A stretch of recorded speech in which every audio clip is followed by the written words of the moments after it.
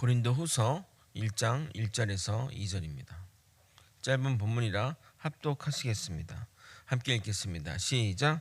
하나님의 뜻으로 말미암아 그리스도 예수의 사도가 된 바울과 형제 디모데는 고린도에 있는 하나님의 교회와 또 온 아가야에 있는 모든 성도에게 하나님 우리 아버지와 주 예수 그리스도로부터 은혜와 평강이 있기를 원하노라.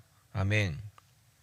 고린도전서 강해를 마치고 이어서 고린도후서 강해를 하도록 하겠습니다. 편지를 받는 대상은 동일하나 편지의 목적과 내용과 상황은 사뭇 다릅니다. 편지의 내용을 잘 이해하려면 배경을 이해하는 것이 정말 중요합니다. 오늘과 내일은 고린도후서 배경을 설명하고 그 이후부터 본격적으로 본문으로 나아가도록 하겠습니다. 고린도전서가 에베소 지역에서 쓰여져 디모데 편으로 고린도 교회에 전달이 되었습니다. 고린도전서는 오순절까지는 에베소 사역 때문에 갈 수가 없고 이후로 그곳에 가서 겨울을 보내겠다고 고린도전서의 사도 바울이 이야기했습니다. 오순절은 부활절 후에 50일 후니까 오순이 순이 10이잖아요. 오순. 그러니까 부활절 후 50일이 지난 후니까 그 부활절이 보통 4월 초니까 5월 말쯤, 5월 말이 태양력으로 5월 말이 그 오순절이 되게 됩니다. 정확한 때는 알 수 없지만 그 이후에 사도 바울이 출발하여 마게도냐 지방을 거쳐 아가야 지방 고린도 지역으로 가는 것이 사도 바울의 이동 경로입니다. 지도를 보시면 이러한 경로로 가게 됐음을 알 수 있습니다. 여러분, 우리가 성경의 지명들을 조금 잘 알면은 그 말씀들을 이해하는데 굉장히 수월한 면이 있습니다. 지도를 또 보게 되면 마게도냐라고 하는 그 지역이 있는데, 마게도냐 지역은 지금 현재 그리스의 북부 지역을 의미합니다. 그러니까 우리나라도 뭐 강원도, 전라도 하잖아요. 그러니까 마게도냐도가 되는 거예요. 그러니까 행정구역으로 따지면 마게도냐도, 거기에 빌립보시, 데살로니카시, 마게도냐시, 데살로니카시 이런 것들이 있는 겁니다. 그리스 남부 지역, 이 남쪽 지역을 아가야 지방이라고 하는데, 그러니까 아가야도의 고린도시, 아가야도의 아덴시라고 부릅니다. 이 아가야 지방을 헬라 지방이라고도 부릅니다. 위쪽을 마게도냐, 아래쪽을 아가야 지방인데, 아가야 지방의 또 다른 이름이 헬라 지방입니다. 그래서 이 고린도 후서는 고린도 교회로 가는 도중 마게도냐 지역에서 쓴 서신으로 대략 고린도 전서를 보내고 6개월 후에 쓰여진 것으로 학자들은 추정합니다. 좀 있으면 고린도에 도착할 것인데 왜 사도 바울은 편지를 쓰냐 생각할 수 있는데, 무슨 사연이 있기 때문에 그 편지를 썼던 것입니다. 그 사연이 고린도 후서의 내용이 되는 겁니다. 고린도전서를 강의하면서 말씀드렸지만 고린도전서 이전에 고린도 지역에 보낸 사도 바울의 편지가 있다고 말씀드렸습니다. 그 이전 편지가 어떤 내용으로 쓰여졌는지는 정확하게 알 수가 없습니다. 왜냐하면 그 편지가 현재 남아있지 않기 때문입니다. 그러나 고린도 전서에 쓰여진 글을 통해 어떤 내용인지 약간의 추측이 가능합니다. 고린도전서 5장 9절입니다. 내가 너희에게 쓴 편지에 음행하는 자들을 사귀지 말라 하였거니와 라고 함으로써 음행의 문제, 이 세상 사람들의 음행의 문제에 대해서 조심하라고 편지를 썼던 것으로 추정이 됩니다. 이렇게 편지를 보내니까 이제 편지를 보내면 어떻게 돼요? 답장이 오겠죠. 이 답장한 내용 중에 그 사도 바울에게 편지를 썼는데 그 편지의 내용 중에 그 질문들이 있었던 거예요. 그게 뭐지? 예배 때 어떻게 되냐? 부활의 문제는, 죽은 자의 부활은 어떻게 되냐? 뭐 이런 질문들이 담겨져 있었고, 그 편지를 들고 온 사람이 글로의 집 사람인데, 그 편지와 함께 현재 지금 고린도 교회의 문제에 대해서 이야기를 하게 된 겁니다. 여기 편지가 있는데요. 지금 고린도 교회가 난리가 아닙니다. 지금 뭐 분파끼리 싸우고 누가 누구랑 뭐 장모랑 같이 살고 지금 개판이에요. 사도 바울님 뭐 이렇게 얘기가 된 겁니다. 그래서 그 것들을 가지고 쓴 서신이 고린도전서가 되는 겁니다. 그래서 거기에 그 고린도 교회 문제에 대한 그 목회적 답변과 성도들이 질문했던 그 답의 답변이 담겨져 있는 겁니다. 아까도 말씀드렸듯이 사도 바울이 쓴 첫 번째 편지는 현재 없습니다.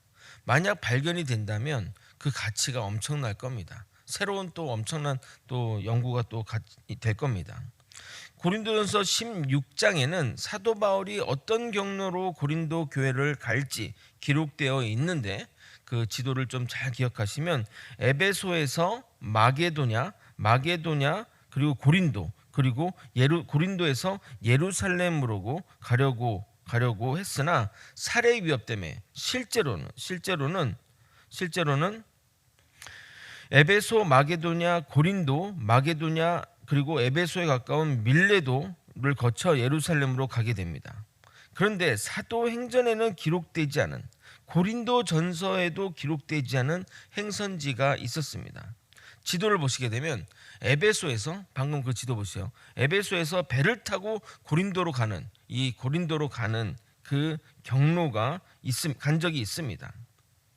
그 시기는 언제냐면 고린도 전서를 보내고 에베소를 떠나 마게도냐로 나아갈 그 중간 시점에 나아갔던 적이 있었던 겁니다.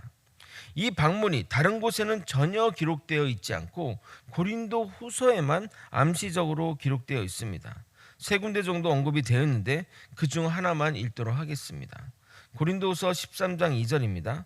내가 이미 말하였거니와 지금 떠나 있으나 두 번째 대면하였을 때와 같이 전에 죄진 자들과 그 남은 모든 사람에게 미리 말하노니 내가 다시 가면 용서하지 아니하리라. 앞에서 이 편지가 고린도 지역으로 가는 마게도냐에서, 그러니까 고린도전서를 쓰고 그리고 이 고린도 후서는 마게도냐 지역으로 가는 거기서 썼다고 얘기를 했지 않습니까? 그러면 두 번째 대면이라고 하는 것은 갑작스런 방문이 있었다는 것을 의미하는 겁니다. 이 2차 방문을 학자들은 근심의 방문이라고 합니다. 그럼 중요한 것은 왜 사도 바울은 갑자기 고린도 교회를 급하게 방문하였을까요? 제 3호랑 연애를 할 때 갑자기 보고 싶어 이야기하지 않고 방문을 하면 뭐라고 얘기를 하죠? 깜짝 방문, 몰래 방문이라고 하지 않습니까? 또 예를 들어 전화로 다투고 나서 또 미안한 마음에 위로 방문, 또 사과 방문이라고 될 것입니다. 그런데 사도 바울의 고린도 지역의 방문을 근심의 방문이라고 하는 이유는 근심스러운 일이 있었다는 것을 의미합니다. 무슨 근심스러운 일이 있었을까요? 여기서 학자들의 추론에 의해서 추측하게 됩니다. 근거 없는 추측은 아니고 편지에 쓰여진 내용을 가지고 추론하는 것인데, 디모데를 통해서 고린도 교회에 보낸 고린도 전서는 고린도 교인들이 그 편지를 받고 별로 그렇게 좋은 반응을 일으키지 않았나 봅니다. 왜냐하면 파벌이 심해서 그랬을 수도 있고, 또 고린도 전서의 내용이 좀 혼내는 내용이다 보니까 기분이 상했을 수도 있는데, 결정적인 이유 중에 하나는 뭐냐면 팔레스타인에서 넘어온 유대인들, 그러니까 예루살렘 쪽에서 그 넘어온 유대인들이 사도 바울의 사도권을 공격했기 때문이라고 말합니다. 사도 바울은 사역 내내 사도권에 대한 공격을 받았다고 말씀드렸습니다. 그 사람의 주장을 가장 무력화시키는 방법이 바로 그 사람의 말을 공격하기보다는 그 사람을 공격하는 게 가장 효과적입니다. 제가 말한 것을 공격하기도 어렵고 공격도 안 되지만 저를 공격하면 쉽게 제 말을 무력화시킬 수 있습니다. 야, 홍 목사 알고 보니까 목사 안수 안 받았더라? 알고 보니 신학교도 나오지 않았던데 고대 나왔다고 하던데 고구마 대학교 나왔대. 이렇게 말하면 가장 그렇게 효과적으로 그 사람을 공격함으로써 그 사람의 말까지 무시하게 만들 수 있는 겁니다. 또한 그 팔레스타인에서 온 유대인들이 사도 바울을 공격한 것은 예루살렘을 위한 연보입니다. 이것 때문에 사도 바울이 고린도 교회를 깜짝 방문한 결정적 이유입니다. 바울의 제적자가 뭐라고 했냐면, 야, 너희 보고 거두라고 있는 연보 있잖아, 그거 예루살렘 가는 거 아니고 사도 바울이 쓰려고 하는 거야. 돈 모는 거야. 야, 예루살렘에 아무 문제 없어. 그러니까 속으면 안 돼 라고 말하는 것입니다. 완벽한 거짓말입니다. 그래서 사도 바울이 고린도 지역을 급히 방문하나 대적들과 그의 동조한 고린도 교회 일부 성도들에게 거절당하게 됩니다. 오지 마세요. 아니, 됐어요. 나가세요. 이런 꼴을 당한 겁니다. 그래서 그 13장 2절이 그런 겁니다. 내가 다시 가면 너희들 용서하지 않겠어? 그렇게 했던 애들 내가 가만히 두지 않겠다라고 이야기한 겁니다. 그러면서 편지 가운데 내가 이렇게 아무런 준비 없이 급히 간 것에 대해서 후회가 된다, 다시는 그렇게 하지 않겠다라고 쓰여져 있는 겁니다. 그래서 사도 바울은 다시 갔다가 이제 뭐 사람들도 보지 못하고 다시 돌아오고 나서 에베소에 돌아와 편지를 쓰게 됩니다. 이것이 고린도 교회에 보낸 세 번째 편지, 총 4번의 편지를 쓰거든요. 이 세 번째 편지인데 이 편지도 현재는 없습니다. 그 편지가 있었으면 또 이것도 발견되면 또 엄청난 수천억 가치가 될 텐데 참 안타깝습니다. 이 편지를 애통하는 마음으로 썼다고 해서 이 편지를 이제 모르니까 제 3번째 편지라 해도 되는데 그냥 눈물의 편지라고 합니다. 고린도후서 2장 4절입니다. 내가 마음에 큰 눌림과 걱정이 있어 많은 눈물로 너희에게 썼노니 이는 너희로 근심하게 하려 한 것이 아니요 오직 내가 너희를 향하여 넘치는 사랑이 있음을 너희로 알게 하려 함이라. 그리고 그 편지 이후에 쓴 편지가 고린도후서, 우리가 지금 강의하려는 이 편지가 4번째 편지가 되는 겁니다. 그러면 고린도후서에는 어떤 내용이, 이 배경을 이해하게 되면 그 고린도후서에 그 쓰여진 배경 그 내용들을 쉽게 이해할 수 있습니다. 그 내용은 내일 살펴보도록 하겠습니다. 말씀을 정리하겠습니다. 사도 바울은 총 4번의 편지와 3번에 걸친 고린도 교회를 세 번 고린도 교회를 방문하고 편지를 4번 정도 보내게 됩니다. 고린도 교회가 문제 많은 교회이지만 그만큼 사도 바울이 애정을 쏟은 교회라 하겠습니다. 원래 이렇게 문제 많이 일으키는 자식을 좀 더 이렇게 신경 쓰고 더 하는 것처럼 말입니다. 대적들은 계속해서 그 사역자를 공격합니다. 그의 사도권을 공격하고 그의 사역의 내용들을 공격합니다. 물론 거짓말임에도 불구하고 그런 공격이 의외로 효과적입니다. 항상 그런 이야기를 들으면 그냥 그 얘기를 받아들이지 말고 그 대상에게 가서 물어봐서 그게 사실인지 아닌지 확인하시길 바랍니다. 여러분이 신앙생활 하는 가운데 저에 대한 의문이 생기면 저에게 와서 바로 물어보시기 바랍니다. 제가 의심받고 싶지 않아서 또 누명 쓰고 싶지 않아서 이야기 드리는 것이 아니라 여러분의 신앙을 위해서 말씀드리는 겁니다. 저에 대한 의문은 복음에 대한 의문, 여러분이 신앙에 대한 의문으로 발전할 수 있습니다. 항상 그때 사단과 마귀와 이단과 사이비들이 공격하게 됩니다.